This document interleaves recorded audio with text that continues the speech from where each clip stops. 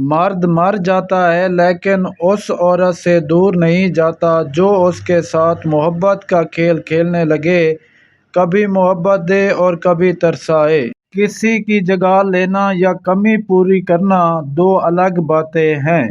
جگہ لی جا سکتی ہے لیکن کسی کی کمی پوری نہیں کی جا سکتی۔ اگر سونے کا پہاڑ اپنی جگہ سے ہل گیا ہے تو یقین کر لینا، مگر کسی کی فطرت بدل گئی ہے تو اس کا یقین کبھی مت کرنا۔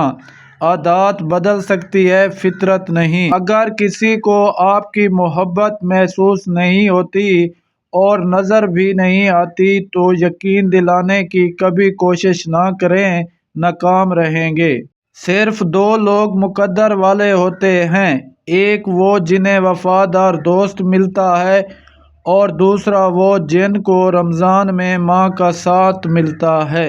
زندگی جب رلائے تو سمجھ لینا گناہ معاف ہو گئے ہیں، اور زندگی جب بھی ہنسائے تو سمجھ لینا دعا قبول ہو گئی ہے۔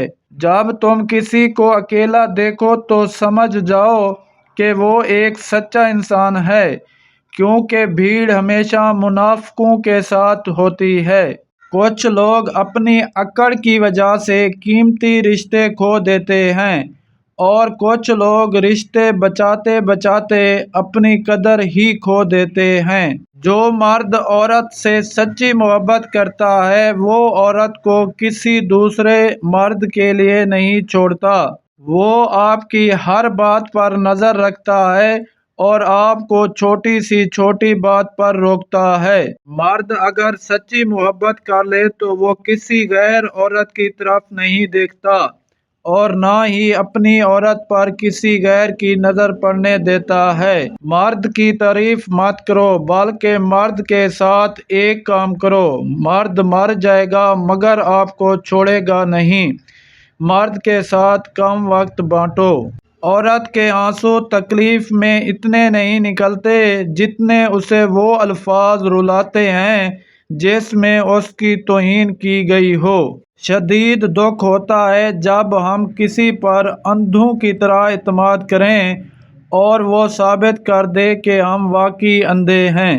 یاد رکھیے، اپنی ذہنی سکون کے لیے کچھ لوگوں کو نظر انداز کرنا کمزوری نہیں، عقل مندی ہے۔ محبت کتنی خطرناک چیز ہوتی ہے۔ آپ ایک اجنبی کو اپنا مالک بنا کر تمام تر طاقت اس کے ہاتھوں میں دے دیتے ہیں۔ ایک دوسرے کے خاندانوں کو نظر انداز کرنا ہر مرد کی خواہش ہوتی ہے کہ اس کی بیوی اس کے والدین اور بہن بھائیوں کو وقت دے، اور اسی طرح عورت بھی یہی چاہتی ہے۔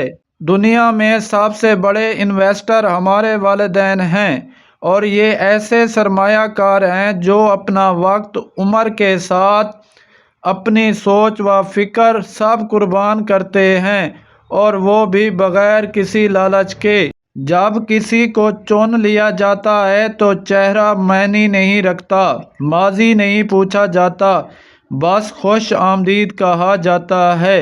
کسی کو چاہنا ایک خوبصورت احساس ہے، لیکن مسلسل کسی ایک شخص کو چاہتے جانا اس ایک شخص کو کتنا معتبر کر دیتا ہے۔